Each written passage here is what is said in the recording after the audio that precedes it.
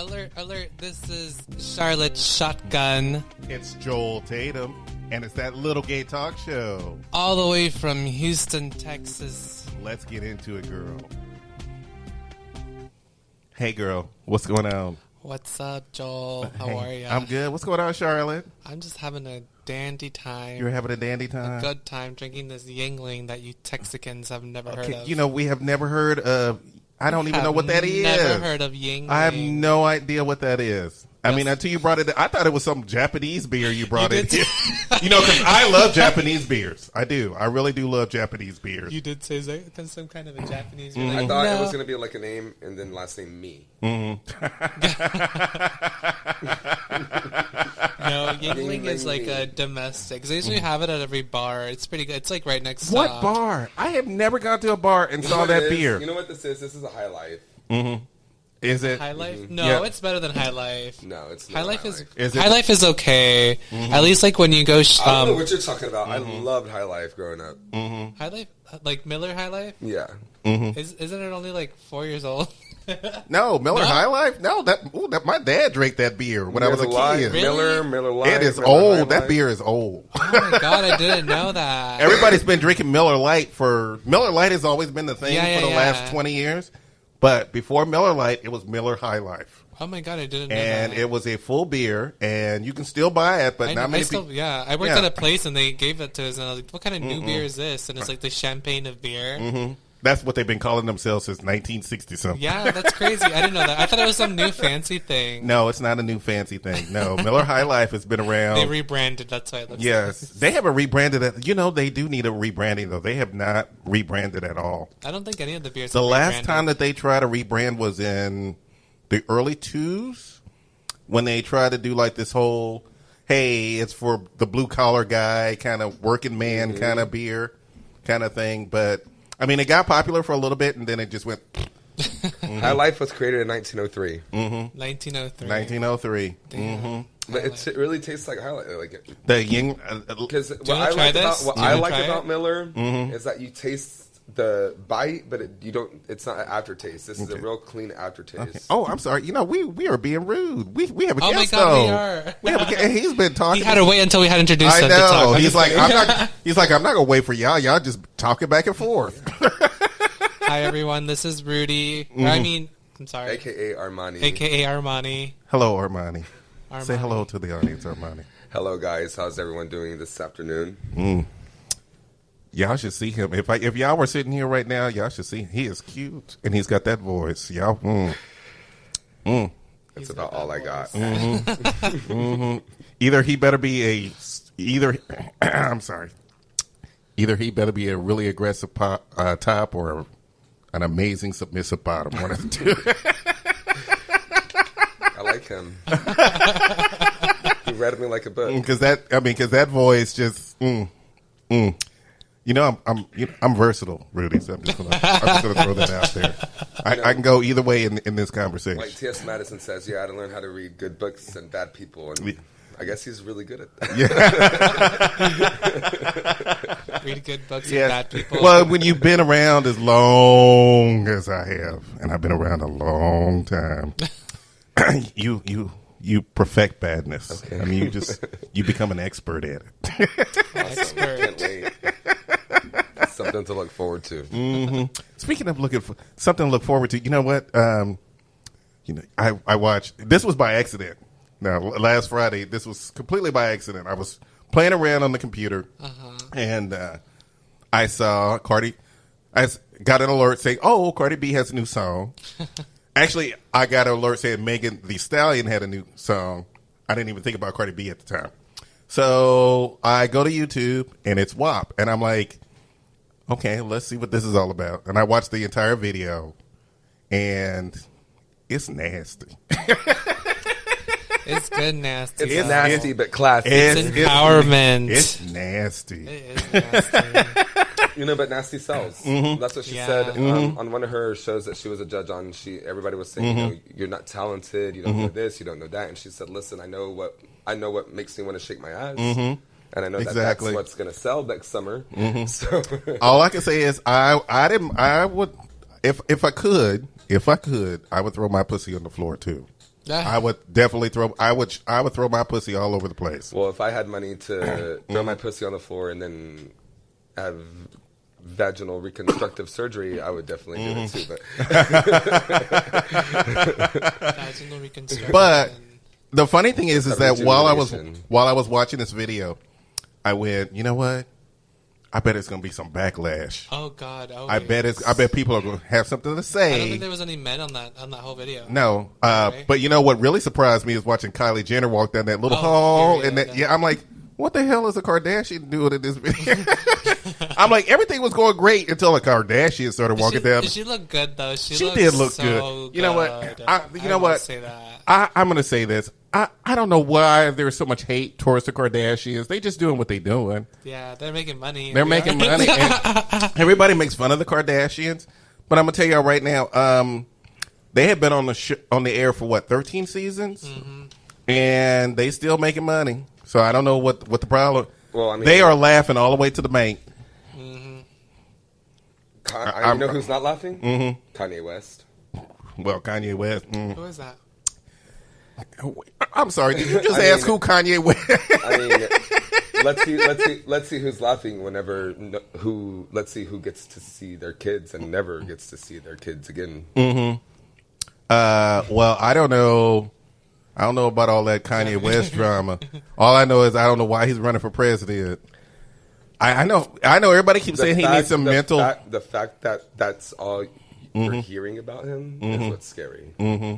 Oh, I'm sure there's more. The fact that we don't know what the reason is why he wants to take his kids away out of the Kardashian household and move them to Wyoming and never let them see Kris, Kylie, Kendall, Kim, or Khloe ever again. You know what? I don't know anything about any of that stuff. All I know is, first of all, I have never watched the show. I don't have no hate towards them like everybody else. I don't know. Like I said, I don't have no hate. I would just like to know what Kanye walked in on. I'm sorry, he married a Kardashian. They've been on the air for a long time. He knew exactly what he was walking into. No. Like, I want to know what he walked into within the last 2 months that made him want to pull his children out of this family and move to Wyoming. Okay, you know what? It's like a whole I don't. thing. That's a lot more drama. It's scary. Yeah. Scary for who? These are all rich people problems. I don't really. I'm gonna be honest. I don't really care. It's all rich people problems. I don't really care. But it's like it's not just it's like the whole conspiracy behind the Hollywood cult, you know? Yeah. You mean like Scientology? Definitely way past Scientology. Okay, I don't know. Hollywood has got all kinds of weird secrets like and everything. Right, that's what I'm saying. So, you know, They're all lizard people. Pretty much. Or some kind of sacrifice or something like that, you know. I don't know. Okay, I don't think. Okay, I don't know if any of these. I mean, sacrifice. He better not be out there sacrificing anybody. No, I think he walked in on somebody sacrificing somebody. Oh, good Lord! I don't know anything about that. Someone did say hello. We are also. Hello. We're broadcast. We're trying this out. We're broadcasting Hi, simultaneously on Growler because they have that new feature that lets you do like stuff live. Yeah, let you do stuff live. So live. Yes, live.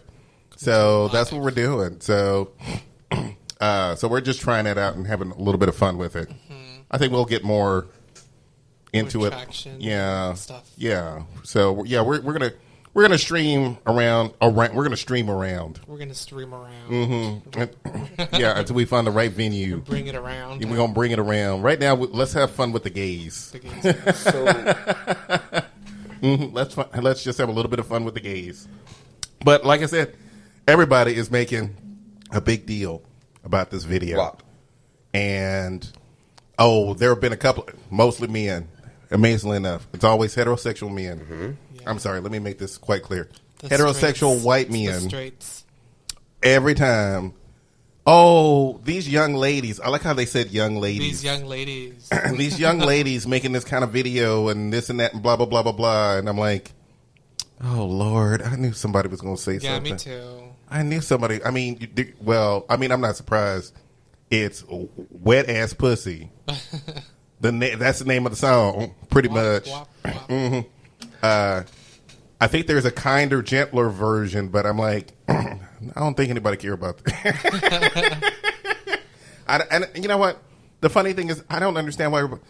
Now, it's not like a huge backlash. I think most of the. Okay, so here's what I watched. Okay, so some people have a problem with the nature of the video and women's sexuality, mostly white men. Mm-hmm. Then other people have a problem with the fact that it's Kylie Jenner walking down. Why do you have a Kardashian in this video? Like, why the fuck not? Well, it's like, she, and you know, some people are going like, well, she got more screen time than the other person. There was another person in the video. There was a bunch of people. Yeah, there were a bunch of people that, I'm sorry, I'm a little, well, it's not that I'm a little older. It's just that I'm not really into. I wasn't too familiar who was on there, too. Yeah, I wasn't familiar with some of the people that were at the end. But they're all saying that Kylie. So I think those are the. So just to let you know that some of the people that are in that video are some of the people who are going to be on the freshman class mixtape. Mm-hmm. So they're just bringing new artists and things like that. So those are some of the people that are going to be upcoming. Okay, yeah. okay. Oh, okay. That makes sense. That does make sense. What if like Kylie Jenner comes out with her whole just to have a whole mixtape on there? Mm-hmm. I mean, the thing is, if you didn't notice how much product placement was in that video, like from the beginning. Remember, the Shasta thing was something else, but there was a lot of product placement. Mm-hmm. You know, I thought that was funny too. I wondered if that was on. I felt like it was on purpose. Yeah, everything's there for a reason. Yeah, I felt like everything was there for a reason. I feel like Kylie, something was with. She's either promoting something, the robes. She's either promoting a robe, promoting something out of whatever she was wearing in that scene.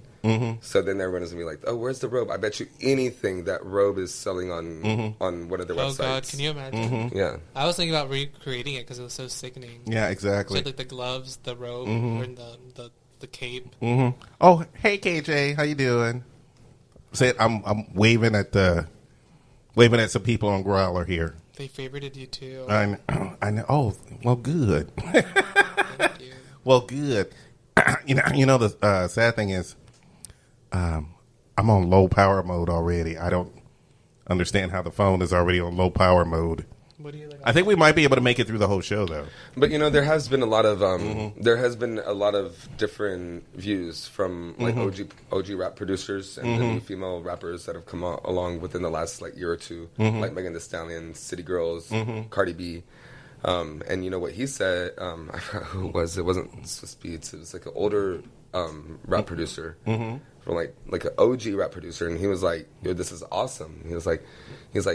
Why can only men? Yeah, exactly. Womanize? Why can only men womanize? Why can't women manlyize or whatever the word would be? Yeah, exactly. Like, why can men only exploit women? Why can't women exploit men? There's nothing wrong with that. He was in love with it. He was like, he was going crazy. Because like, it's also like a moneymaker. Like that whole movement in general is just like sexualizing men. Yeah, exactly. So, to me, I'm going to be honest, it was way too much pussy for me. I'm a gay man, but I mean, I'm going to say that. It was a lot of pussy going on. I was okay with it. I was okay with it. But I enjoy when women are let loose and say, hey, I like dick too. What's wrong with that? Right. Yeah, y'all don't talk about how much y'all love pussy all the time. Right. It's like all these single mothers out there have to admit how much of a savage they are. They go fuck whoever they want. They go home, took their kid in, and act like it never happened. Yeah, exactly. Exactly. But I think for women, I think being able to be sexual beings, I think that's an important statement. It's their right as well. It's their right as human beings to be. Yeah, it could be a women's thing. Men do it all the time. Men. Oh my God, to the point of depravity sometimes. And let me tell y'all something. This is light. When I was in the club scene back in the day, I mean, we had a little song talk about a neck, a back, a pussy, and a crack.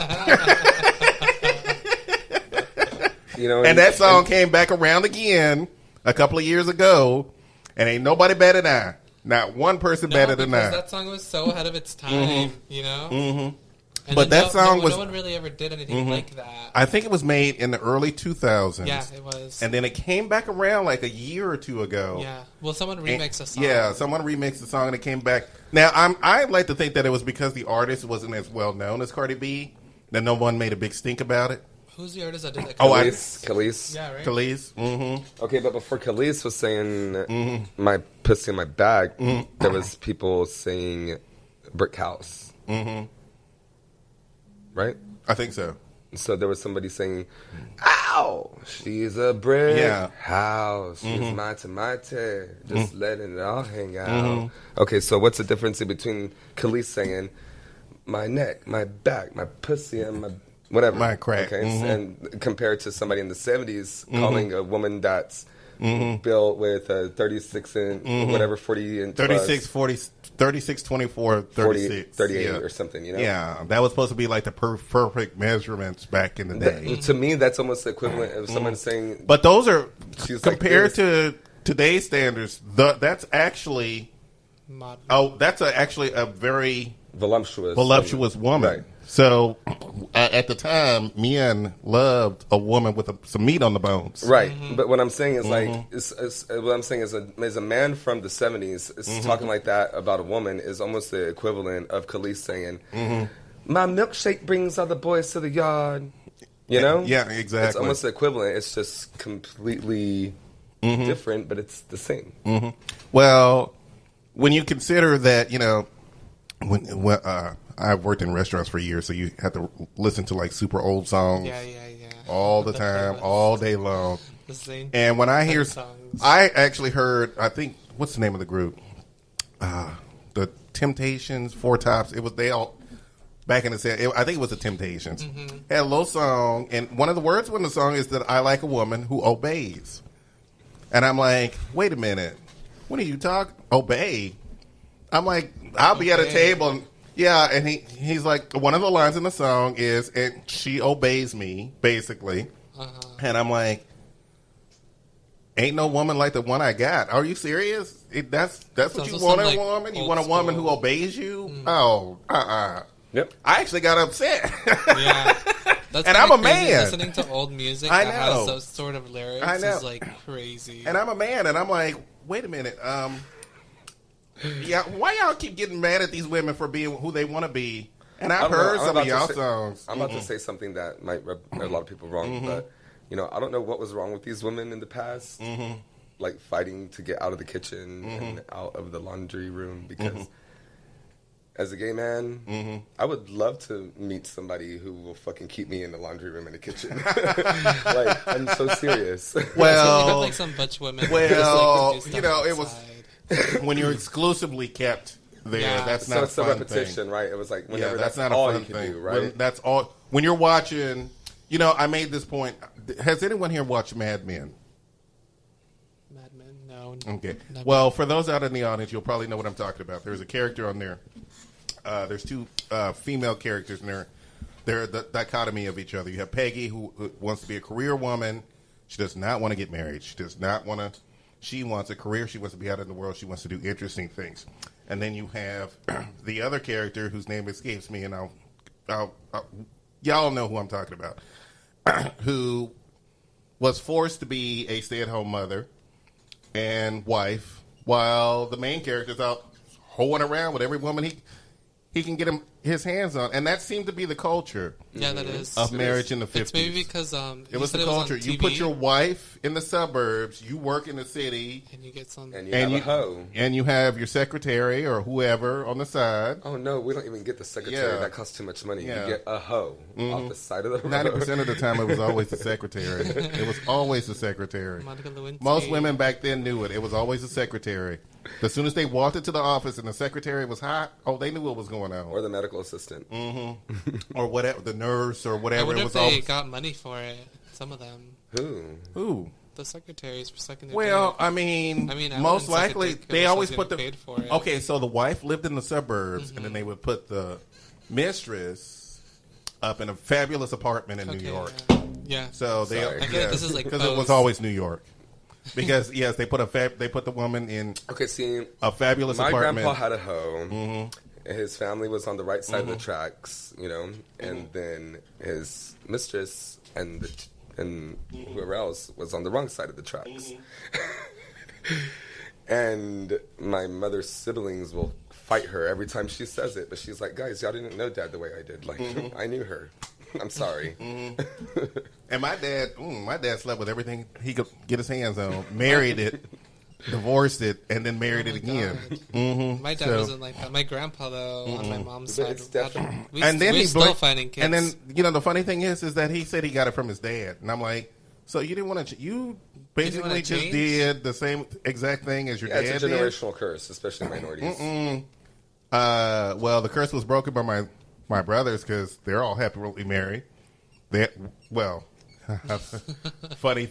Funny story. They're all on their second wives. Well, so they've actually on their second wives they got the marriage thing right. So they had kids and they did all that stuff, and they're happily married. Nobody's, as far as I know, no one has cheated on anybody. As far as I know. So the generational curse broken, and then I turned out to be gay. So there we go. Yeah, right. So generational curse broken. How many siblings do you have? Ooh, do you want me to sit here and count now? Okay, so let's start off with the fact that I had 2 brothers from my mom, and then let's see, there is a brother roaming around out there somewhere.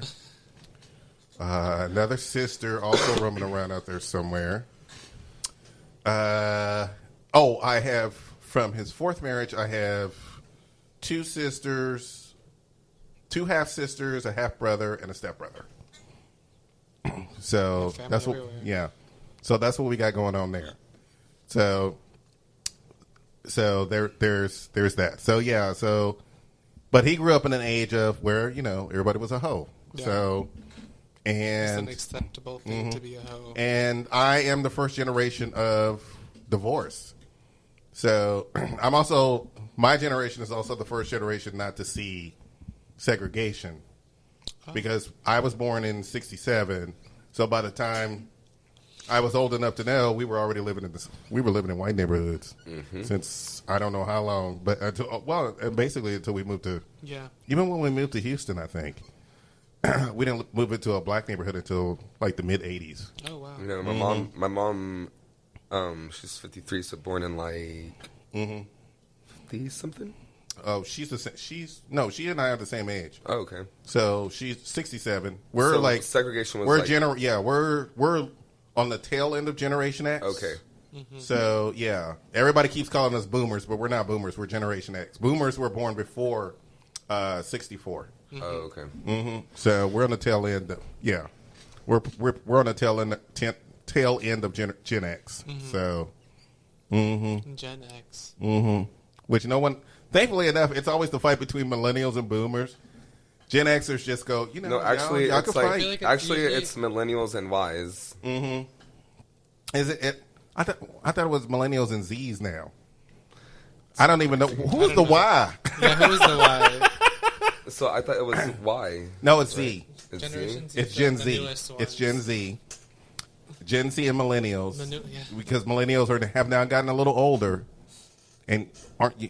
You guys are millennials, right? I don't know what millennial year. You're millennial. But is you're like 26. Millennials 85 to 2000. I think. Okay, then I'm 94. Yeah. So, because you're 26. Yeah. Yeah. So you're definitely a millennial.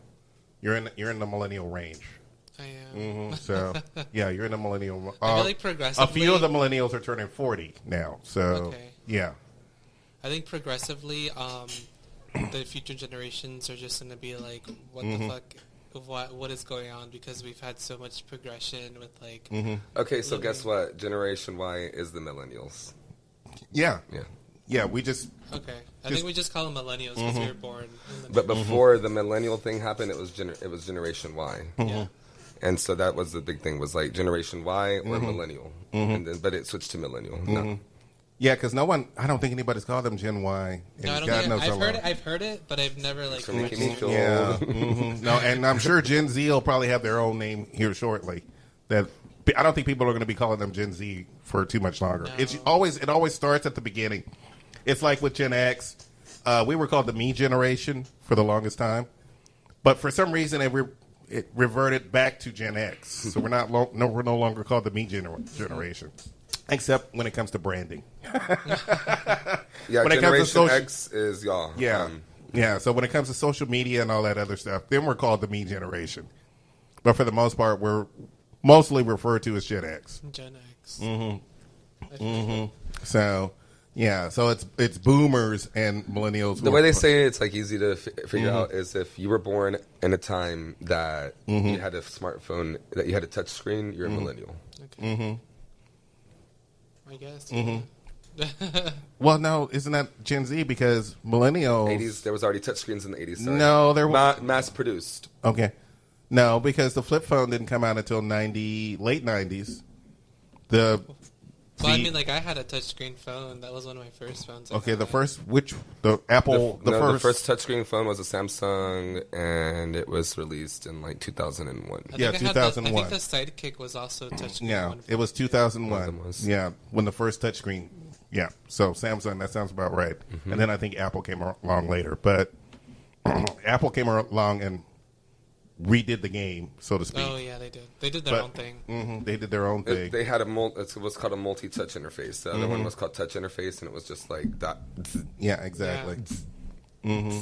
And then multi-touch was like you could go around the screen. You know, I had a flip phone until 2007,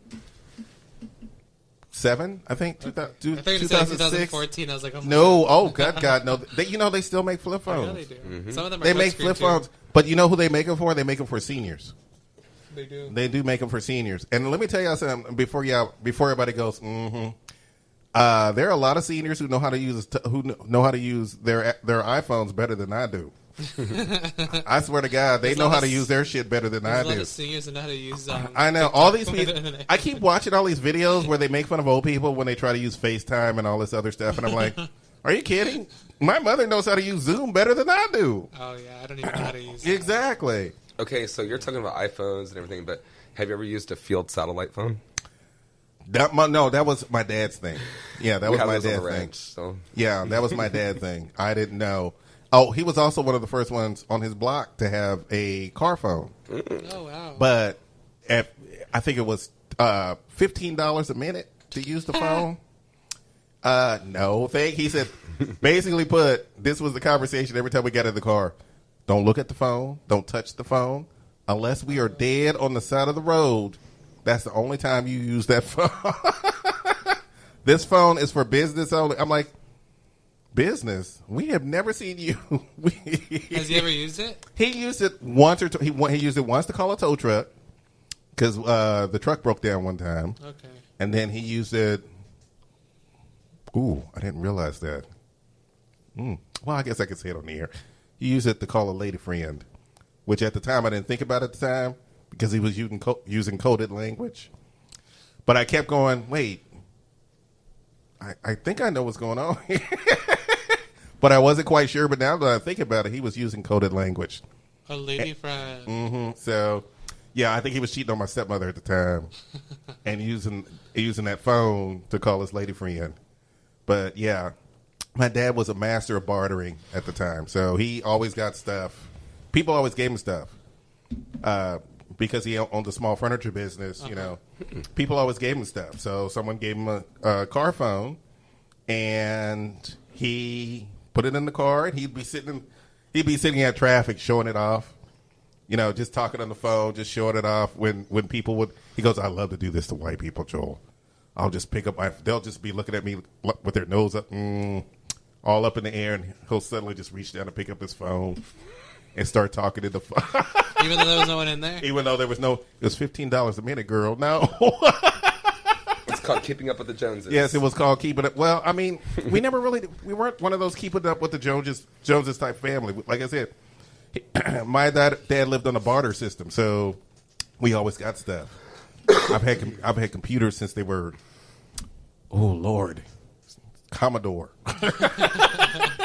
There was always computers in the house. There was always stuff going on. So we always had technology in the house. Talking about bartering, there's a girl online right now. She's bartering her way up from... She heard the story about a guy bartering his way up with like something worth like 5 cents or something into a house. Oh, yeah. Did you guys see that paperclip? I have read about that. There are clips to a house, right? Yeah. So what I have read about that. No, now she's doing the paper. She's doing the paper clip, And like she's up to like I think she's gotten up to like a item that's like worth thousands of dollars now. So okay, so you know what? We are in the half past hour, so we are going to take a little bit of a break, and we're going to be right back. I'm going to have to charge my phone because I'm about to lose the stream here. I only have like 5% left, I think. You know, there is a little feature on the side of my gimbal that allows you to charge the phone, plug in your phone. But the problem is that the cord is too small. No, see where it's in horizontal, so that makes no sense. Yeah, I know. And in order to balance it, I had to put it that way. So, so I'm going to see if I can charge the phone. We're going to take a little bit of a break, and we're going to be right back. Oh my God, I need food like bad. Okay, we haven't gotten a break. And we are back. We had to take a McDonald's break because you know some of us were hungry. Yeah, low caloric intake. So we had to take a little bit of a McDonald's break. A little Happy Meal break. You know, I will say this: the food sat outside while we were recording the first time around, and I think it sat outside for a little bit because my iced tea there was no ice left. Iced tea had no ice in it. But it was still sweet as hell. Well, that's sugar water. Sugar water. I'm like, oh, this is sugar water. So I just poured it into one of my frozen containers in the freezer, and it's still sitting on the counter because it's full of ice. Because I'm like, I need iced tea. Yeah. I never understood people who come to who come to Texas and they're like, why is there ice in my tea? Because it's iced tea. I mean, that's what we do in the South. We put ice in the tea. When my ex told me he didn't like iced tea or sweet tea, that was a red flag right there. Okay, that should have been a red flag right there. Should have never pursued. That should have been all I have to. Okay, and I don't mean to be rude, Armani. I don't mean no rudeness or no harm. But at least was the dick big? Because I wouldn't have put up with somebody telling me. Thick. Okay, well then that's fine, I guess. I can understand why you might have went. You know what? Okay. I don't know the full details of it. I want to get into it in case things were like. But you know, if somebody told me they don't like iced tea, get them out. Your dick better be huge. And you better know what to or you got to have a lot of money. Exactly. And you better know what to do with it because there's nothing worse than someone with a big dick and they don't know what the hell to do with it. They have absolutely no idea what to do with it. So, so we're not going down that road. So we're full on. What we gonna talk about, girl? What you got going on? Talk about a film, but in between the film, I wanted to talk about like some stuff that I see in the media. But I'm going to start off with the film. The film is a Netflix original. It's directed by I believe a Mexican man. He's a big producer. It's a super indie film. The film is called I Am No Longer Here. And it's basically about, well, to start off, the scenery in this whole film is incredible because it gives a really, it shows Mexico in a different way. It shows Mexico's like more indigenous and city mixed together. So you see all these kids that take American influences and do their own thing with it. So the style is also very early 2000s. So we have these kids that basically look gothic but then dress up like cholos, which is like baggy clothes, skinny jeans, little crop tops for the women, short shorts. Everyone has Converse there, or like the Nike shoes from back in the day. And it's a really cool representation of like Mexican culture that is like not in the media at all. Like when I tell you that I've seen these people in like when my family goes to these ranches to go pick up cow milk, or when they take us to this big dinner to pick out a cow for them to slaughter, you see these types of people there, but you never see them like in the mainstream media. I thought that was cool. So wait, let's pause it. Mainstream media. What are we talking here? Are we talking about Mexican mainstream media? Yes, or Mexican or Latinx or Hispanic media. Well, I mean, this is Mexico, so we might as well just... we'll use Mexican. Yeah, so we don't need to do the whole Latinx thing. Okay. This is basically Mexico. Yeah. So when we this talk... is like the raw version of Mexico. Not the cartel part, not the Cancun shit. Like, this is like real deal Mexican stuff that you see. And it's it's in Michoacan, which is like... if you're from Texas, it's the meat market, or if you're from any other part of the U.S., it's the ice cream place, that's what it's called, the Michoacana. I mean, there's several meat markets in Houston. No, it's literally called the Michoacana. So it's like the place in Mexico. That's what it's named after. But like I was saying, the thing that I think is cool that they do here that is not done in a lot of Mexican films is the main character is a brown person, like a brown indigenous person. Okay. So it's like someone that is not, I guess, white passing, which is a thing that Mexicans tend to do as their lead role for a lot of films, like novelas, like any sort of thing. It's usually someone that's white passing, you know. So I think that was pretty cool that a film director did that they had someone that, you know, is just super indigenous looking and brown and different as the main character. But aren't we starting to see more of a mixture when it comes to Latinx entertainment? We're starting to see more people of color. I mean, in Latin culture and in films. And I think even with like music and theater and all this other stuff. Right. What I'm going with it is just I feel like usually for mainstream they usually pick like someone that's white passing, like blonde hair. Like you see the women on the TV shows, not the TV shows, but the news channel, everyone has like highlighted hair that's waved out, and nobody is like in a darker complexion ever. It's usually, if you do see someone, it's usually like someone Dominican that is on there. But kudos for them for making it in the mainstream. But I feel like it's usually like, you know, because and excuse my ignorance, stupidity, whatever you want to call it.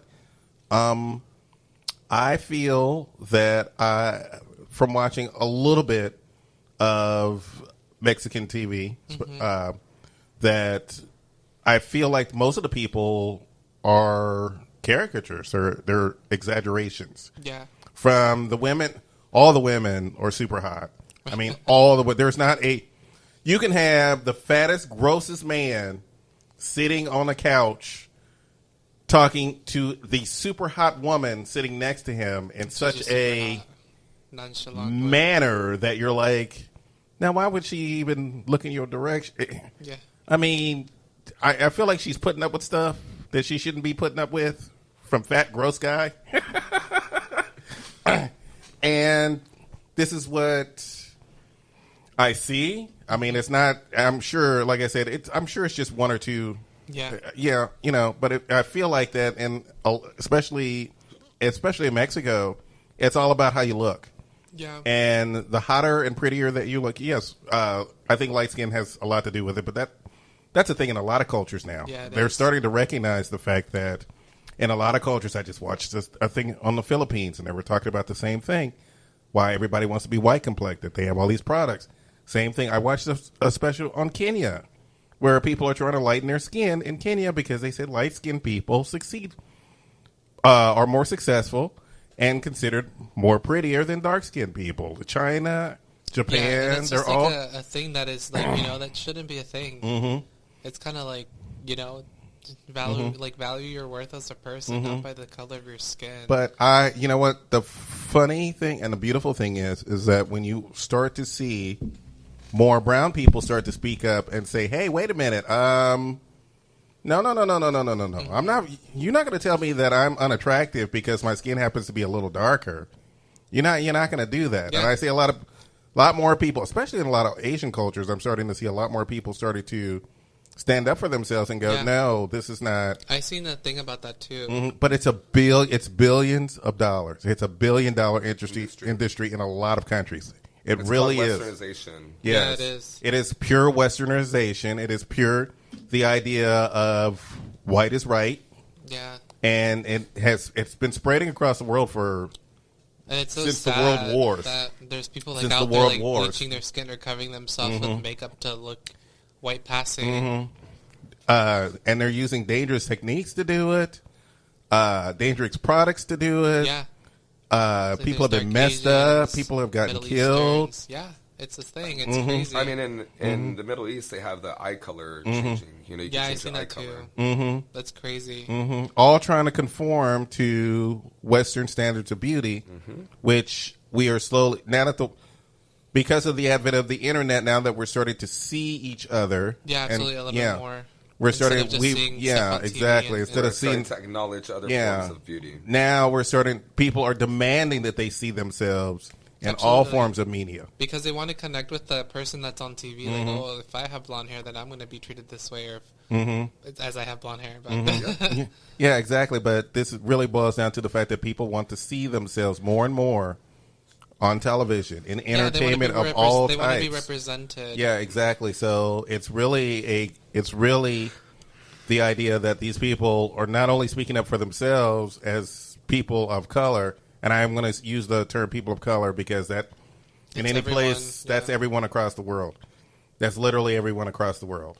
So when every culture is bitching about the fact that why do I have to bleach my skin? Why do I have to straighten my hair? Why do I have to have this eye color? When people across the globe are starting to bitch about that and complain about that, you know that there's something going on. And it really is the idea of a breakdown of Western stereotypes. We are really a lot of people now. It's going to take a long time. Yeah, absolutely. It's going to take a long, long time because people have been conditioned for a long, long time, especially since World War II, especially since then, have been conditioned with that mentality of, white is beautiful, blue eyes are beautiful, blonde hair is beautiful, that kind of thing. They've been conditioned. I think that's the right thing. The toppest of the top for beauty standards. Models have been doing it for God knows how long. Yeah. They've put these impossible standards that most people can't live up to. Absolutely. And force them on cultures that really never Cannot- never cared about it before, but now suddenly They because see it of on TV, they see it in Yeah. movies. and most of the movies that they see are from Western television, so they begin to think that because they don't see people like themselves, Then they can't be that. Or yeah, they have exactly. they have to So go that's to why they extreme lighten. measures Yeah, that's to why they lighten their convert. skin. And when they do, and don't get me wrong, I have seen this across the board. When I see someone being represented as Latin or Asian or even African American, and they're fair skinned. Yeah. I mean, fair skinned. Where, especially in the case of maybe someone who's Asian or Hispanic, where they have lighter skin, and they have blue or green eyes, or have dyed their hair blonde, and that is now the representation. That is not the representation. That's not It's really the a westernized representation yeah, of exactly. what they're trying to achieve. Exactly. So now, like if you want to see someone like true Mexican, go to the middle of the mountains, pull someone out of the jungle, and there you go. yeah, exactly. That's how we're supposed to look like. Exactly. But for the most part, because, like I said, most of the media is controlled in Mexico City and in places like this, these are the standards that people of Mexico City are used to seeing when it comes to each other. Absolutely. When it comes to the entire country of Mexico, that's a different story. There's so many different colors and flavors. Lupita Nyong'o, born in Mexico, very dark-skinned woman, even though I think her parents are Kenyan. But she was born in Mexico. She's Mexican. So you have the leftovers from the slave trade who have dark skin, who still reside in Mexico. So you go from fair to dark all the time, and There's for the also a lot most of part, Asian influence. I think it really didn't really hit until maybe the 80s or 90s, where especially if you watch telenovelas back from early in the day, there was a lot more people who were a lot browner. Yeah, on the film. In films and on television and all this other stuff. It wasn't until the 80s and 90s that the lightening of the early skin. 2000s just fucked us over. Yeah, it was the lightening. That was the lightening of the skin. It's the same thing with gay culture. If you look at gay culture, before the whole gym rat muscle, let's have a six-pack kind of thing. Yeah. Well, that didn't actually happen until the late 90s. Yeah. Before that time, we were okay with whatever. We still had the same stylized ideas, but slim and young. But for the most part, I mean, I think there was a joke in the movie. I'm trying to remember. I think it was called Adam and Steve, and I think there was a joke in the movie where they said, "What do you think gays are going to do? Run off to the gym all of a sudden?" And it was a joke back then. When you look at it now, it's like that's what they did. Wow. Okay, but it also had something to do with the fact that during the 90s, we had the AIDS epidemic, and we had to do everything we could to keep ourselves healthy, and that meant going to the gym. Yep. And we did it because every time we said we were gay, people would go, okay, well, you don't look that healthy, so we ran off to the gym. That's I think this is where the idea of perfection when it comes to our bodies and all this other stuff, it came from the fact that during the AIDS epidemic, when people were dying and you'd see images of us in the media, and it was horrific. So a lot of gays did everything they could to keep themselves healthy, went to the gym, they went running, they took vitamins, they did all that stuff because being gay at the time was a stigma. It was stigmatized because of the whole AIDS epidemic. So now that we have it under control, the idea of the perfect body has persisted to the point where it's now become dangerous on a certain level. Yeah. So it's persisted to us having body image problems. So either we're too skinny, we're too fat, and nothing in between. Mm-hmm. So it's either be super skinny or be super muscular. There's nothing in between. But the kids now are starting to go, you know what? No, I'm not going to do that. So they're fighting back, and I think that's exactly what needed to happen. Yeah, they do. The kids are a little bit more accepting when it comes to body issues. I think the new generation is very like, what the fuck are we doing? Yeah, exactly. Like, and that's fine. On? That's just a generational shift. That's normal. So, that's a generational shift. That's normal. So, it's not a big thing. Each generation changes. Well, I mean, I just literally just said each generation changes. Yeah. But things change with each new generation. I think it's every couple of years. When something is impacted great, like, for example, we said earlier, the kids that grew up with phones, their way of thinking is different because we had such a connection to the internet at an early age. And now there's the newer generation that just came out, was Gen Z, that's also super progressive on thinking and also very open on, like, everything. And I do think that my generation is a little bit closed off to certain things. But that generation's like very like, okay, body positivity, woman empowerment, yes, like etc. Everyone's treated equally. And my generation which is millennials, we're still like kind of behind times on certain things. At least some people that I talk to, it's like, oh, fuck women and like all this stuff, and I'm just like, y'all like need to be open to all these ideas. You know, you need to be. I don't know. Just like me. I just feel like millennials. I don't like to beat up too much on millennials because millennials are a product of Gen X, and the fact of the matter is that we, when I look at all the advancements that millennials have made, I feel like we're going in the right direction. I feel like millennials are going in the right direction. Like we're protesting, but I also feel like that people forget that millennials are also starting to have families, they have careers. They are maturing, and when a group of people mature, their ideas change. That's normal. For every generation, that's normal. You start off young and idealistic in your 20s. By the time you reach your 30s, you're ready to settle down. You're ready to buy a house. You're ready to have a family.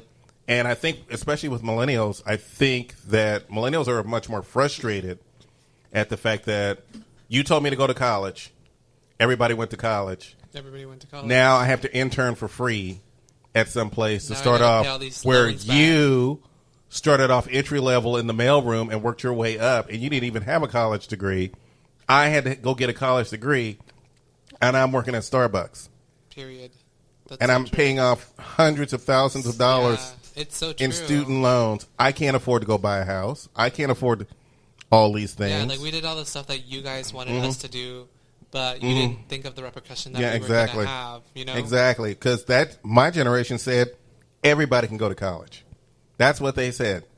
The generation before that said, you're not smart enough for college. Why don't you become a plumber? Or why don't you become a mechanic? Or why don't you become this and that? That's what my parents told. Well, that's not what they told me, but that's what they would tell their kids. They were more honest with, do I want to say honest? Do I want to say honest? Not thinking about the future. They were thinking about the now. That's what I was thinking. Well, I'm thinking more on the lines. I'm going to go ahead and use the term honest. I think they were more honest with their kids and told their kids that, hey, you might not be the smartest, but there's a job for you. There's going to be something for you. Don't worry. Don't worry. Just get out of high school and you'll be all right. And we'll get you a job in a factory or something and you'll be just fine. But my generation said, I'm not going to tell my kids that. I'm going to tell my kids they can do anything they want to do. They can get all the participation trophies they want. They can have the highest self-esteem on the planet. Because we've told millennials, well, I don't have no kids, but I know a lot of my millennial friends who do. Have my millennial friends who have, Gen Xers who have adult children who are millennials. You could afford to buy a house. I can't afford to buy a house. I've got $50,000 in debt just from college. Because you told me I can go to college. And now I'm, like I said, basically I have this shitty job. I have to work 3 jobs to try to make ends meet because I got to pay off the goddamn student loans. That's true. I don't know a lot of people my age that have houses. Yeah, exactly. And the few that do, it's also the people that had an advantage. Yeah, exactly. Those are people who had advantages. Those are people whose parents loaned them money. The parents who paid off the college. Yeah, the parents who paid off the college. The parents who loaned them money for their first house. But for the rest of the millennials who had to work their way through college because they were told, hey, you got to get a college degree or you're not going to make it out there. Now they have college degrees and they can't really use them. Yeah, so, I basically have a college degree and I'm just like, thank God I didn't pursue it. I started working. Nothing was funnier to me, and it's not funny now when I think about it, but at the time it was funny. Nothing was funnier to me than a millennial all up in my face because I waited tables and bartended, all up in my face about where they work and everything else, and I'm like, bitch, I make $50,000 a year. You barely make 25. Don't come up in my face thinking that you better than me and I need to get a real job. I make $50,000. I hate when people don't consider food industry. They don't understand. Real job. Yeah, exactly. That is the real job. There's a lot of us who were professionals in this field who did well, who did very well, bought houses, had nice cars, working for $2.13 an hour, and they did well. While you have these snotty ass punk kids who would come in during lunch, $10 an hour, act all like they're better than you and barely could afford to tip me, but you want to give me attitude. And then you get surprised when you see me at places and you're like, well, I didn't know that you could afford to be here or go there or do this. I make good money. I don't understand why you would think. I don't have no kids. That's the term good money is such a industry money, industry word. Yeah, exactly. Did you make good money? Yeah, exactly. But if you talk to someone that's worked in a counter somewhere, did you make good money? What? What do you mean good money? You made good money today. Exactly. So just to get back to like I said, because of the internet, the world has gotten a lot smaller, and we want more representation. And honestly, when you go through your Netflix, I see TV shows from India, from Africa, from movies, different television, kids shows, from different places around the world. because people are demanding to see themselves it's true. on film. I thank God that Netflix is very progressive. Same with Amazon Prime. I think all of them are pretty progressive. Yeah, and I will say that. the rest of the mainstream is starting to pick up on the idea. Yeah. If you are going to tell stories, you cannot tell stories About just white people. About just white people anymore. I mean, you can still tell stories about white people, but when every story is about white people, that's when it starts. It starts. Something that I hate is when like white shows have like a person of color, and then they're so like they're so what is it called? Like what they are is what they expect them like. For example, if you see someone Spanish on a show, it's usually like a housekeeper. Yeah, exactly. Like they're token characters. Token characters. They're token characters. It's like, oh, I'm going to throw someone in Hispanic in there. Oh, thank you for the maid. Thank you for the guy that cuts my yard. Yeah, exactly. Or if it's black people, thank you for the doorman. Or the cab driver. Or like the that's usually Indian. Indians or Arabs. Yeah, they're the cab drivers so or the true. convenience store workers. Yep. Any Asian roles, unless you know martial arts. Restaurants. Yeah. Unless you know martial arts, it's going to be a convenience store or a restaurant. That's how we've been doing it. The media has portrayed. Yeah, that's exactly. And the few stories that they do tell, I feel like here's what I want to say, and I feel like when it comes to black cinema in the United States, I think it's a little bit better. I think we've had a little bit more representation than other groups. Absolutely. It wasn't until Fresh Off the Boat that we got to see an Asian family living a life. Is that the movie about the immigrant? That's the TV show. Oh, it's a TV show? Yeah, it's a TV show. There's another film from 2001 that someone told me about that it's very relatable to Asians coming here illegally. I will find the film and I'll send it to you. And it sounds like the Joy Luck Club. And I don't know what it is, to be honest. Yeah, I think it sounds like the Joy Luck Club. It's a Chinese family, and then it's the dad passes away, then the mom is very abusive to the daughter. Yeah, I think it sounds like the Joy Luck Club. It might be that. Yeah, you might want to look it up. It's been years since I've watched it. So it came out, but it's a wonderful film. That's what I heard. It came out in the early 2000s, I think. It's a wonderful film. It really is, and it shows. It's a group of 5 women. They're not all from the same country. I think they're from different Asian countries, and they each have a story before they moved to the United States or what have you. So, Joy Luck Club. Joy Luck Club. So, it's an amazing film. But like I said, I really do think that nowadays people are really demanding, and you're starting to see it. It's going to take a while. I'm going to tell you why. Because the quality right now is not where it needs to be for white people to like jump on board when it comes to certain shows. Absolutely. And I think like I said, white people are so used to seeing themselves that they rarely step out of their comfort zone to watch something black or Hispanic or Asian. When they do watch something Hispanic, they usually watch telenovelas to make fun of the whole thing. But for the most part, to see those stories, and like I said, because of streaming, we're starting to get more and more of those. I'm going to be honest. If it wasn't for streaming, I don't think the networks would have done anything other than tell the same stories over and over again. Absolutely, and that's always been a thing.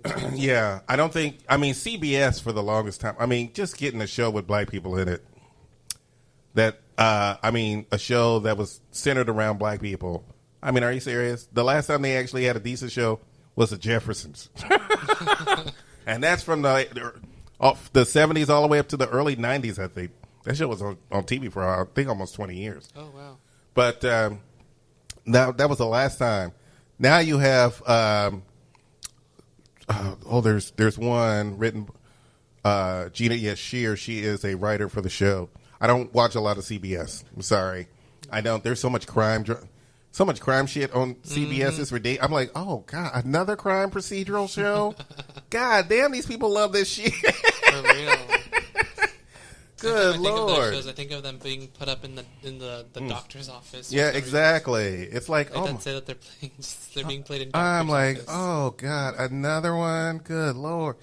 All the hospital shows are on ABC. All the crime procedurals are on CBS. And NBC, we don't know what we're going to get with NBC. We don't know what. NBC used to be the thing back in the day, but they've been struggling to be something. But, yeah, so just getting the if we didn't have streaming, I don't think we would have more faces. I don't think we would have more people of color. I honestly do not. I think it really is thanks to streaming, and I also think it's thanks to Netflix that is very, like, they know what they know their clientele, so they're gonna, like, you know. Honestly, like I said, if it wasn't, honestly, I don't think ABC would have wrapped themselves around having an Asian TV show if it wasn't for streaming services. Yeah. I don't think they would have. They've had black shows that have been hit or miss. Blackish is one of their most successful shows, which spawned 2 spinoffs, which have also become successful. Yeah. So we're starting to see those stories being told. Still don't have a Latin show yet. And I'm wondering why we still don't. We have like that one show with Sofia Vergara. I don't remember what it's called. Modern Family. Yeah, but that's. But she's just a person. Yeah, she's Colombian. She can't carry an entire show. That's not. Yeah, that's very true. Yeah, she does. I mean, she. I mean, we have a bunch of Spanish shows. One Day at a Time. Spanish channel. One Day at a Time, which was an amazing show on Netflix before Netflix let it go. But thankfully enough, I think Freeform or somebody else picked them up. Okay. So, or no, I think it might be Hulu. But One Day at a Time. Yeah, One Day at a Time. Which you can still find on Netflix, so I would suggest you take a look at it. Okay, well. It's an incredible show. It was based on a TV show from the 1970s. But what they did is they added a Hispanic twist to this show. I think they're either Cuban or I think they're Cuban. I think it's a Cuban family. So, who lives in Los Angeles. Mother was ex-military. She's single. She's trying to raise her kids and take care of her mother at the same time. It's a really funny show. It's a very, very good show. And I was really angry at Netflix for canceling it because it was a really good show. But somebody else picked it up? But somebody else picked it up, and I think it was Hulu who picked it up, but I'm not sure. And they continued it? Season 5? I'm going to have to look and see if Hulu picked it up. I think Hulu was the one who picked it up. Okay. So, yeah. So I think they ended on season 4, and they should be starting season 5 here soon. Oh, wow. But because of the pandemic, yeah, a lot of shows are on hold. A lot of shows are on hold, so I don't know if it actually. I think it was supposed to come out in May, but I think because of the pandemic, wasn't able to do it. So we might have to wait till next year. It's crazy. How many days are we into this pandemic? Oh, good Lord! I don't even count anymore. Why don't we take a break? We can, because we're at the hour mark now. All right. So let's take a little break, and we're going to be right back. And we're back. I think I'm on a different mic. You are. All right. Oh, there we are. I can hear you. Yes, we're on a different mic. We lost our guest. He had a little bit of an emergency, which is okay. Family matters. Family matters. When you're gay and family drama is involved, it's a little bit more intense. Yeah, it's a little bit more intense. Okay. You go from a wacky comedy to like a Mel Gibson film in like less than 20 minutes. For real. Oh my God. So we're back. Well, we still have some time. We do have some time. Which we were going to dedicate to Armani, but like I said, he had a little bit of an emergency. So I recently, there's two things. So I'm going to go into comic book nerd land here for a second. That's fine. Comic book gay nerd land. First, we lost the original actress for Batwoman. Oh, wow, really? Yeah. After a stunt, she suffered intense back pain. And so she couldn't perform, so she had to walk away. We did find a new actress. And this is going to lead back to what we were talking about earlier. She is an African-American actress. Oh, wow. Who's now going to be playing Batwoman whenever that comes back on, whenever they start production on that again. So She's not doing it then? Who? The original actor? No, she can't do it anymore. Did they compensate her? Or? I'm sure they did. Yeah, that sucks. Mm-hmm.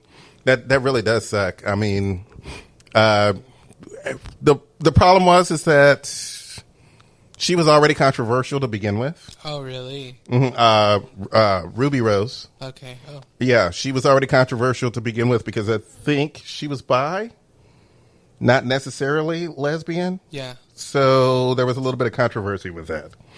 And once we had gotten all over the controversy and everything else, it turns out that, during a stunt, she hurt herself really badly. Yeah. She had to be hospitalized. She came back to work, realized she couldn't do it. And she wanted to be one of those people who does her own stunts as much as she possibly can. Yeah. So she realized she couldn't do it. And this was only one season. Oh, wow. So they replaced her with an African-American actress. And so it was supposed to, like everything else, no production had started. There's a few films and a few TV shows that are slowly getting back to their production cycles. Yeah, that's what I heard too. I think a couple of films are being filmed in England. Oh, wow, yeah. And I think a couple of things are being filmed in the United States. I'm wondering how that's going to work in the age of COVID. But, we're in a studio doing a show. Yeah. But we also have to be super careful. Hands have to be washed. Everything's sanitized from the headphones all the way down. All that stuff. So I have a hand washing station, of course, in the bathroom. I've got soap in the kitchen. I've got hand sanitizers everywhere in this house. Mm-hmm. You can't walk around in this house and not find it. Nobody can go, where's the hand sanitizer? Yeah, there's two on the table, one in the kitchen. Yeah, exactly. One on the table, one in the kitchen, one in the bathroom. One in the swing. Mm-hmm. I've got an alcohol spray. I've got bottles of bleach just in case. For shots. Mm-hmm. Yes, 4 shots. And by the way, please, y'all out there, I don't know why I'm telling grown folks again. Stop listening to that man in office. Stop drinking hand sanitizer. Ew, are people really doing that? Yes, and they're dying too. They deserve it. I'm just kidding. That's so bad. Mm-hmm. Jesus. Please stop listening to that man in office. I don't understand. Drink hand sanitizer. Mm-hmm. Please stop listening to him. Even when he makes a joke, people seem to listen to him. I'm like, please don't stop listening to this man. Y'all need to stop listening to this man. This is ridiculous. I think we talked about this last week. It really does boil down to, I want to throw out an interesting side note here. Mm-hmm. A friend of mine who I said last week was very conservative. He's gay, but very conservative. Do I want to mention that he's Hispanic? I don't want to really mention that he's Hispanic, but he is Hispanic. He left an interesting post, and I wrote on there, I will vote for a chair right now than vote for what's going on in office right now. He was talking about the new vice presidential nominee, Kamala Harris, and this and that. And he said, well, you need to do your research because Trump is the best whatever and blah, blah, blah, blah, blah. And I'm like, what do I do here? Do I alienate someone that I've known for 25 years by reminding them that this is also the same man who seems to have a thing for young women? He has a thing for bashing transgendered people who did nothing to him. His entire 4 years has been nothing but bashing transgender people. He eliminated the whole LGBTQ thing in the White House, in the website, the first week he was in office. Yeah, but the thing is that his main agenda has been transgendered men and women. That has been they are the smallest part of our population, and yet he has made it the biggest issue since he's been in office. And now here we go again, now that he's running for office, there are people around him who want him to make that the biggest issue. We have COVID. We have a terrible economy. We have high unemployment. And you want to talk about transgender people. You want to spend your entire campaign talking about transgender people because you think transgender people are the ruination of this country. So when I look at gays who still support Trump, you are under the LGBTQIA blah, blah, blah umbrella. If you continue to support this man, then you don't support transgender people and their rights. Absolutely not. You do not. He has not only asked that transgender people not be in the military, he's told health workers that if you have a religious problem with transgender people, you don't have to take care of them. He's told homeless shelters, same thing. He's told Christian charities, the same thing when it comes to transgender people. For you to still be a Trump fan and still consider yourself a part of the community, I can't do it. I'm sorry, I can't do it. I don't understand why. I'm still having a hard time understanding why this man has spent so much time demonizing a very small percentage of people in this country. We have transgender women of color being murdered left and right because of his idea and his politics when it comes to that. It was already bad enough that transgender people were invisible for the most part to society. Absolutely. But now that they're visible, it's not even a good light. Yeah, and they've had nothing but targets on their back. So when I talk to gay men who support Trump, I don't want to talk to you anymore. Absolutely, yeah. I do not want to talk to you anymore because it's like what's going on in your head that you can't, like, you know, this is your community. This is your community. But also, I think anyone that votes for Trump have like 3 brain cells. You know what? I don't even get this mad when it's black people voted for Trump. I honestly do not. I don't get this mad when it's black people or Latino people who love Trump. No, I don't get this mad. It's like, what is wrong with y'all? I don't get mad because there's always going to be those group of people. That's fine. You vote whatever way you want to. Absolutely. But when it comes to gay men, and especially gay men, I know it happens a little bit with the lesbians too, but not as much. Yeah, right. But when it comes to gay men and the argument for Trump, all I have to say the words is transgendered, and half of them shut up. And you explain to me, gays for Trump, while you would support a man who would do nothing more, who is messing with a community that has done nobody any harm at all. I just need to know that because that's the most ridiculous thing on the planet. I don't want to hear about any of it.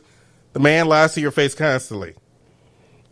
Constantly. And I don't mean, our show's not about politics. We like to have fun and get all up in your grill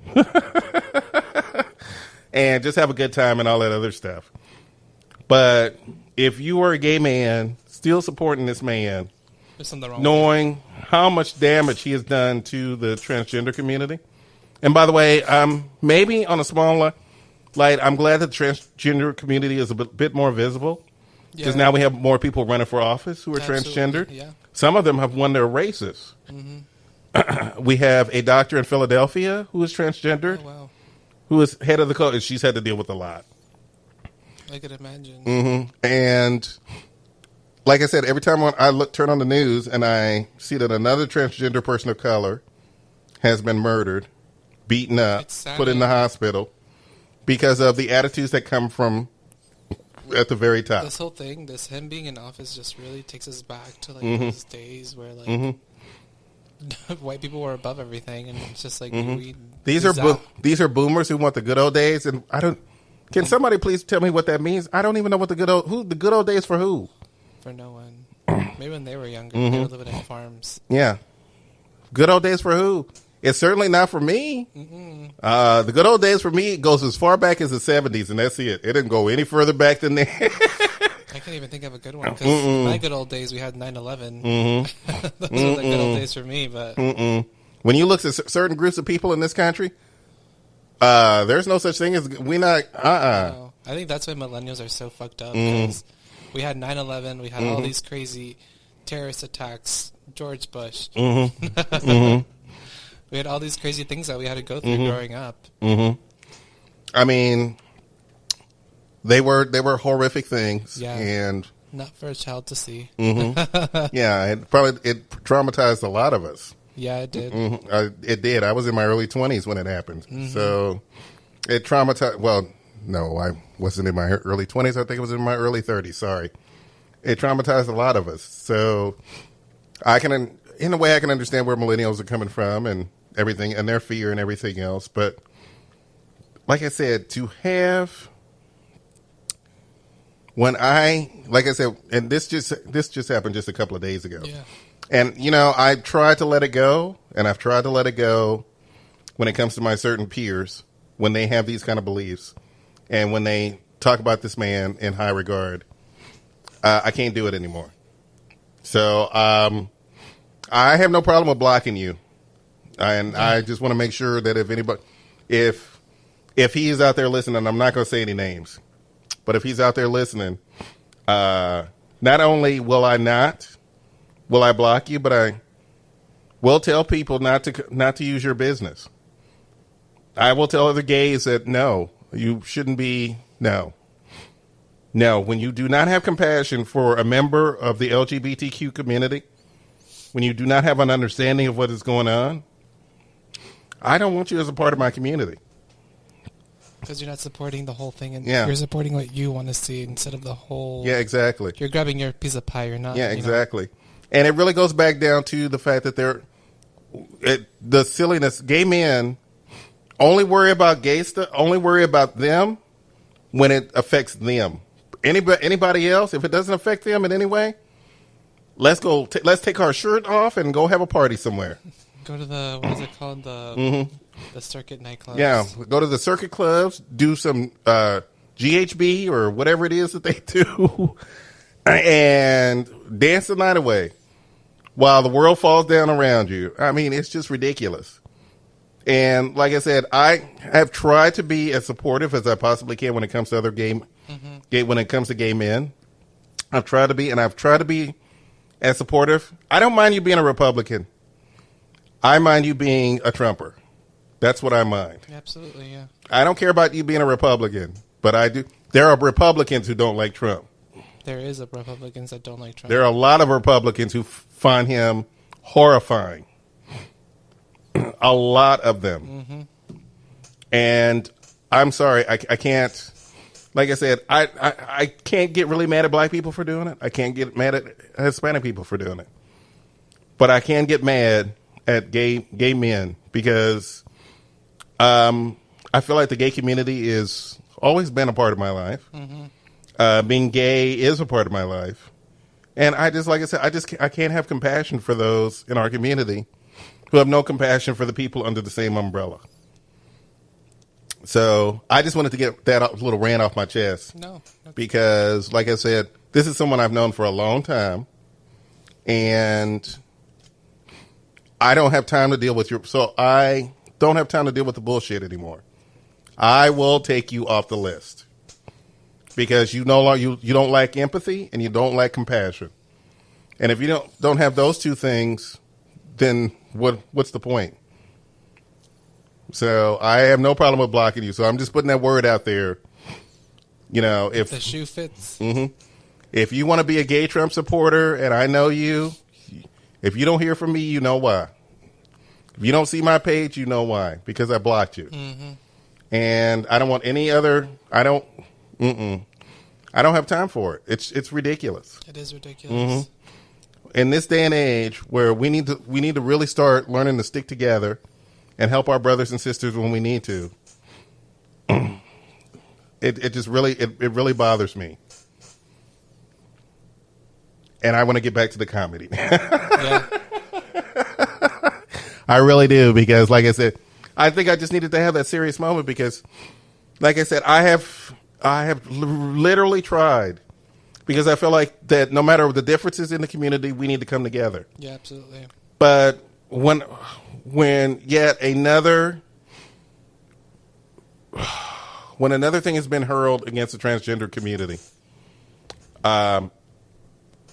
I just don't know what to say to you guys. I honestly do not. I have no idea what to say to you, and I really don't want to say anything to you. I really don't understand why they would even want to vote for Trump. Like I said, I don't mind a difference of opinion, but it's a difference of humanity to me. So, I mean, if you're willing to put up with his racism, his sexism, his misogyny, his complete lack of empathy for anyone, Yeah. the fact that he's a narcissist, maybe a borderline sociopath, you're willing to put up with all of that and put up with transphobia at the same time? There's something wrong with you. There's something. What is wrong with you? Like, who hurt you? Who exactly? Who hurt you? Who hurt you? Because the people who support him would love nothing more than to either run us out of this country or put us in conversion camps. Mm-hmm. I think that's what they want. Mm-hmm. And They some of them want to be- kill us. Yeah, like some of them just want us to do their shit. And these are just the people who support him. So imagine America run by those people. Your gay ass would be run right back into the closet so fast, it would be ridiculous. And the rest of us would be stuck out. These people, I don't even know. People don't even think.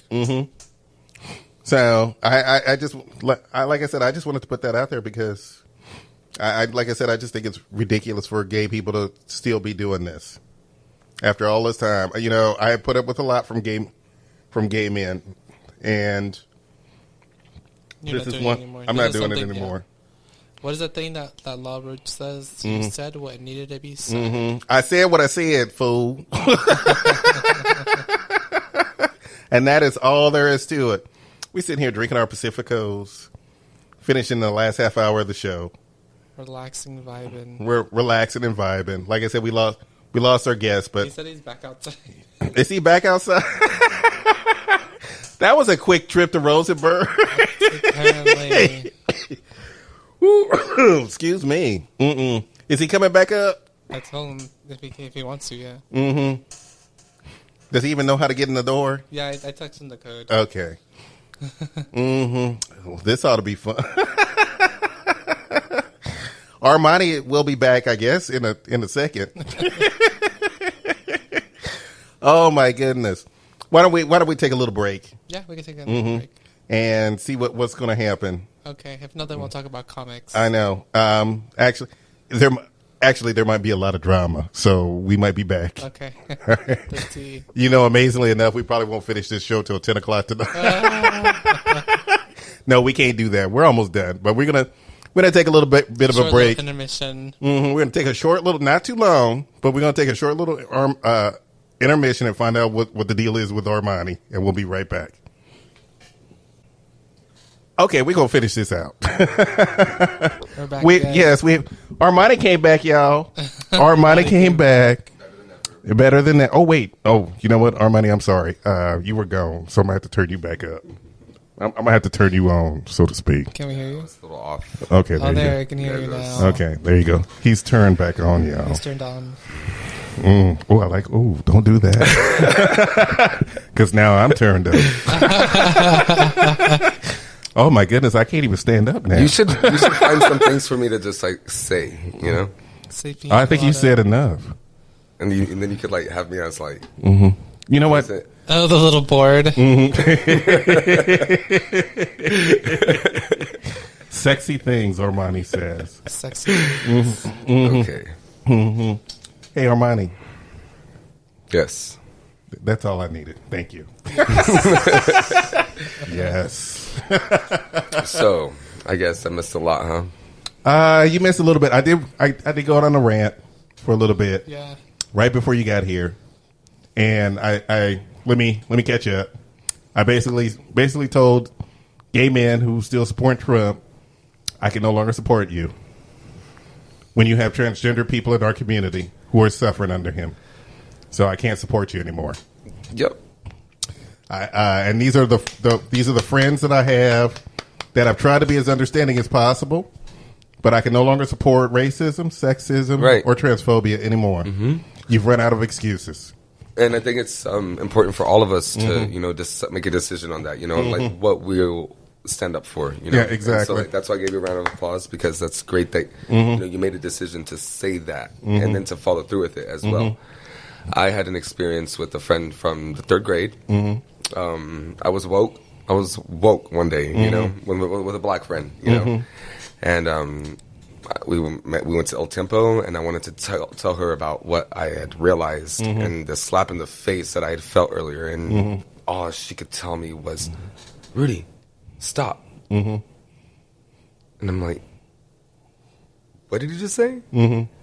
I felt like I had been oppressed. Like she was like, "Stop." And she pointed at the table behind us, and I said, "Stop for what? This is something that I felt that I realized that's not right." And she's like, "Stop, stop." And she just keeps pointing at this table, and I turn around, and it's this table full of white men. And I'm like, "So you couldn't talk about this because you think that they're going to hear us, and it makes you uncomfortable?"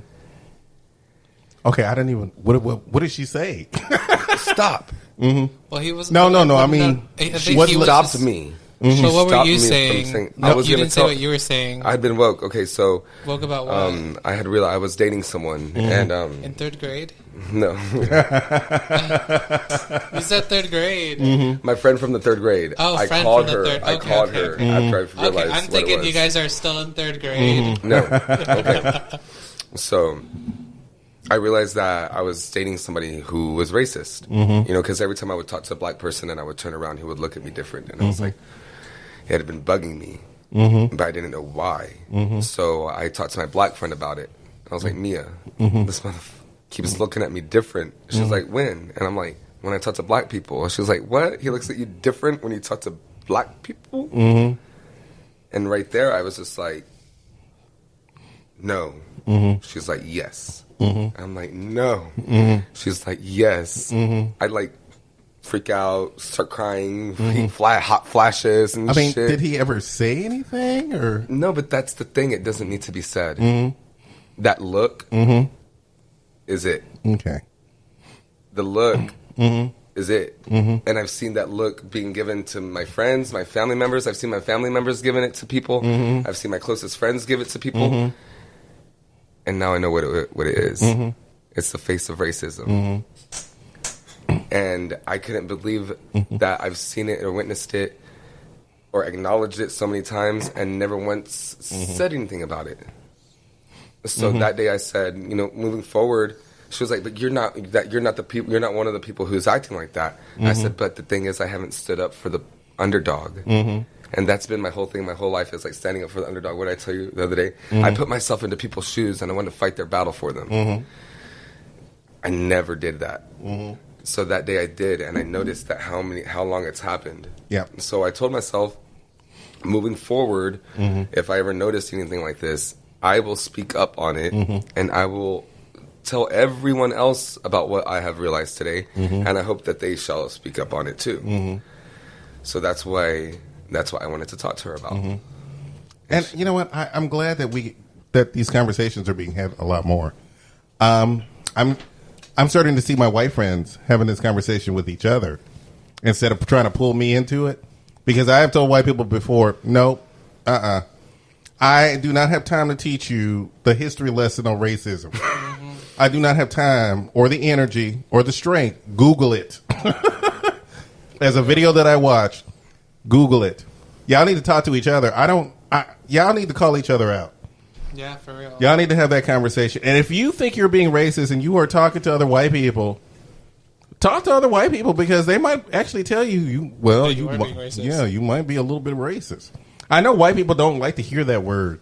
No, especially white gay men. Oh, white gay men get upset. Yep, they do. Oh my, they go into Karen mode in a heartbeat the moment if you even put the R word in there. I was a black woman in my past life. I'm like, bitch, stop saying that. Okay, although I hate that. I hate when people say that. Yeah. That's so fucking rude. That's rude. Stop saying that. You were not a black. You don't know. Even if you had a past life, you don't know who the fuck you were in your past life. So stop saying that. So you could have been a cockroach in your past life. Yeah, exactly. You wouldn't even know. Exactly. I could have been a panda bear in my past life. Do you think I know that? I could have been a cinnamon stick in my past life. Oh, good Lord. The thing is, whenever, the thing is, you just have to, whenever you do realize that, you have to acknowledge it. Whenever you're talking amongst yourselves and, you say, hey, I noticed this, you have to acknowledge it. And the people around you have to acknowledge it too. Exactly. But the thing is, what if you come to this like great realization and you want to let everyone know, but no one wants to hear it? Yeah, exactly. Well, the funny thing is that they don't want to hear it. That's I'm still going to say it. Yeah. And if you have a problem with it, we don't have to speak again. Exactly. I mean, that's a good point of looking at things. I wouldn't. I kind of, if something is wrong, I kind of say something. Yeah, exactly. And just like the way that I look, it's like, what's the worst thing going to happen? They're going to punch me in my face. And you know what? I have said some stupid things. I've said things out of ignorance. And I don't like to say stupidity because I think I've learned something from those. So I've said things out of ignorance. I've made jokes about the trans community before. But you know what? They were all in good fun because, we all need to be able to laugh at ourselves. But you know what? With everything that the trans community is going through, it might be hard to laugh at yourself right now. Or it's kind of hard to do that right now. What makes it hard? Eventually, I think when things get better, what makes it hard, especially for women of color, is the fact that you end up dead. Well, no, what I'm saying is what makes it hard for people to hold themselves accountable for whatever it is that they might have done. Why is it so hard for an adult? Because people are stupid. Okay, because you're 26. I don't want to say people are stupid. People are held by their ego. The thing is, people are held by their. Okay. I went to therapy, y'all. People are ruled by their ego. It's not that the people are stupid. It's just they have wrapped themselves so much into who they are with their beliefs that they're not willing to let go. Okay. What I notice is that I see a lot more younger people holding themselves fully accountable and taking full responsibility for their actions. Yes. Compared to some people 3 times their age. Okay, I'm not that old bitch. I'm not talking about you. No, I was talking about You said 3 times the age and look right at me. I'm like, I'm not that old bitch. Okay, now, I loved your sexy voice earlier, but don't make me wake up. I know how old you are, and you're not 3 times as old as Okay, thank you. But you are right on that. I think the older generation, it's very hard for them to say sorry or to say what they did was wrong. And I said this before, and I'll say this again, because they have a leader who tells them that they don't have to. Yeah, they have a leader who tells them that they don't have to say sorry. You shouldn't be sorry for any goddamn thing. That's the sad truth. Well, some of them is just the way that they were raised. Like my mom has never once said sorry to me for anything that she's done, and it's just like that's kind of like the acceptance thing. I forgive her, but do I forget? No. But it's just something that I know that she will not be able to ever say or do. And I had a parental unit. I'm sorry, I don't mean to. Go ahead. But I also had a parental unit who said he was sorry, but then he would list the 50 million reasons why he wasn't. Yeah, I'm sorry, but, and I'm like, so you're not sorry.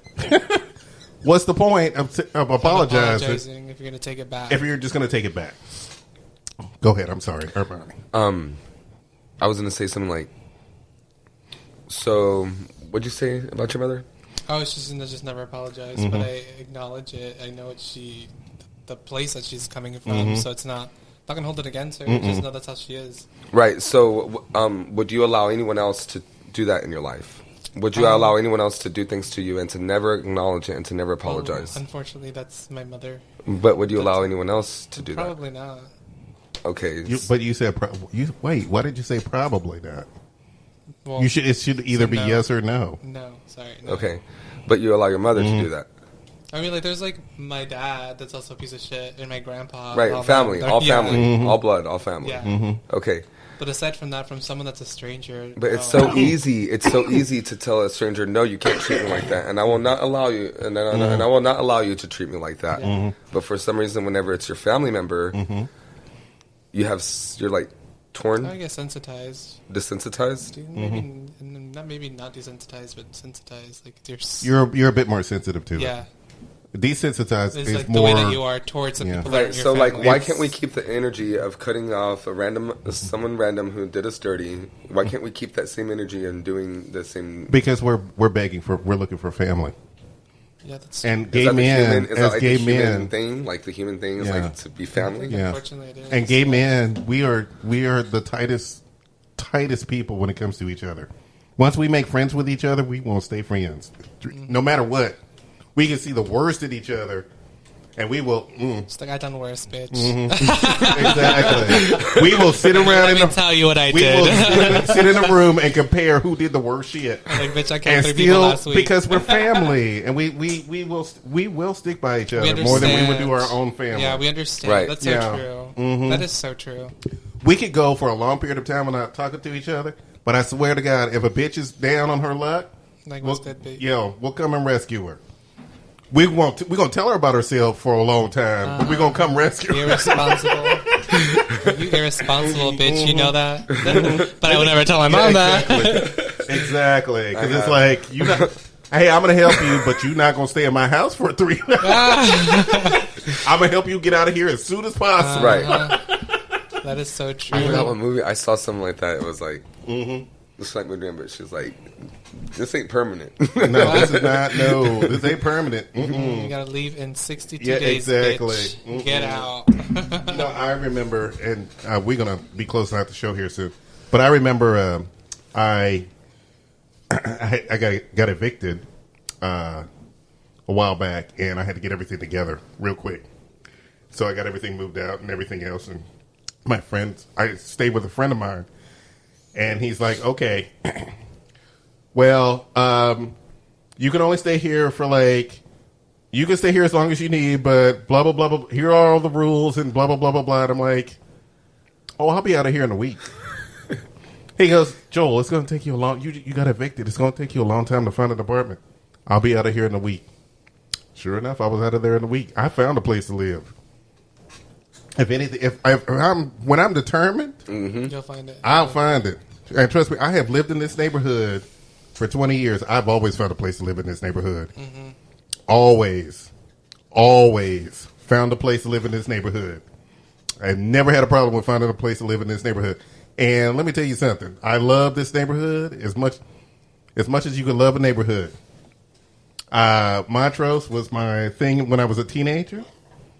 When I saw my first pride parade here in Montrose when I was a teenager, and I knew this was going to be my home for the rest of my life. I knew it from that moment on. This was going to be my home for the rest of my life. And even though Montrose has changed, it's still a very eclectic neighborhood. It is a nice neighborhood. It's still a very open neighborhood. I can let everybody knows I'm gay, and I don't have no problems. And as soon as I step out of this neighborhood, that's when I freak out. That's so true. But for the most part, yeah, I love living in this. I know he sees how the construction workers look at me in my apartment complex. I'm just like, let me get there. So, I think construction workers are afraid of me now because I give them their shit back. I don't have no problem. Yeah, I'm usually Like, catcalling these the. cheeks, baby. I'm usually catcalling the construction. I know. workers. I do the same thing. I do the same thing. And especially when they catcall women. Oh, I let them have it right then and there. Let them have it right then and there. And then I'll tell the women, don't worry, his dick ain't big enough. You don't got nothing to worry about. What was really funny the other day, there was a lady messing with the whole there were like, there was a group of construction workers just waiting for the day to start, you know, like they're putting the cones out and stuff. And there's this lady at the bus stop, and she's just giving them so much hell. And I'm like, you know what's real funny? It's usually the other way around. Yeah. But she was like being really inappropriate too. I'm okay with that. I don't know what inappropriate for her meant, but I'm okay with that. Considering that construction workers have always been the worst of the worst when it comes to catcalling. I've been a construction worker before. I bet you have. With I that bet voice, you you have could with be that anything. voice. He I'd be like, he dresses like a construction worker on the weekends. Who's that daddy who called out my name? And you know what was really funny? The guys that would start making jokes, they would be like, man, you know, like whenever you started, we thought we were going to be like a little helper, but you're fucking like manning up above all of us. And I'm like, okay, cool. Like, I'm sorry that y'all thought y'all were going to deal with somebody that didn't know what they were doing. And then like as I started getting switched into different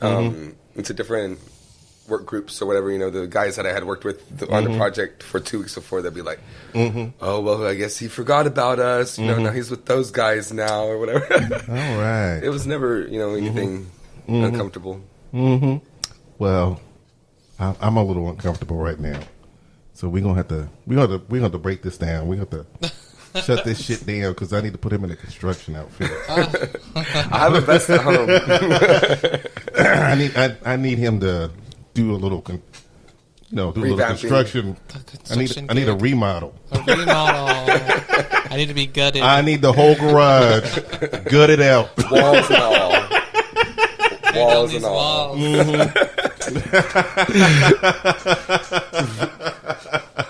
Put some plaster on those walls.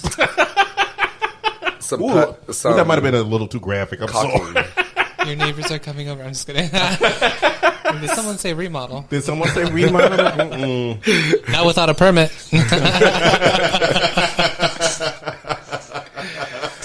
So I turned into Petty LaBelle the other day, and I ripped all the building permits off of the apartment complex because my cat got out. It was a whole thing, and I felt resentment. Oh, here we go, a gay man and his cat. Y'all better not mess with him. Yo, they know now. They know now. Y'all better not mess with him. That's a gay man and his cat. They know now. They know now. All right. Well, it was fun. It was a great show today. Armani was here with us for 5 minutes. It was awesome. 5 minutes twice. 5 minutes twice. For 10 minutes. It was awesome. We had a good time.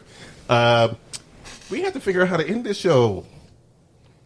Should we have some ending music, or should we do? That's what was just rolling through my head. I could say thank you guys. This show has been sponsored to you by. Oh yeah, we forgot to do that. Let's start over. Okay. Hi guys, this show has been sponsored to you by Tuvi's Woodworking. Tuvi's Woodworking. He gives you the good old wood. Mahogany, pine, whatever your wood needs are. Doesn't only do what light they know. oak. Light oak. Brown oak. Walnut. I love walnut. Armani, I love walnut too. Walnut's nice. I love walnut a lot. I like popsicles. You're talking about the wood and the popsicles? Yeah, exactly. We went from nuts to popsicles. What's wrong with you, girl? It was wood. Oh, good Lord. Okay, so closing. I think we closed. We're going to close with wood.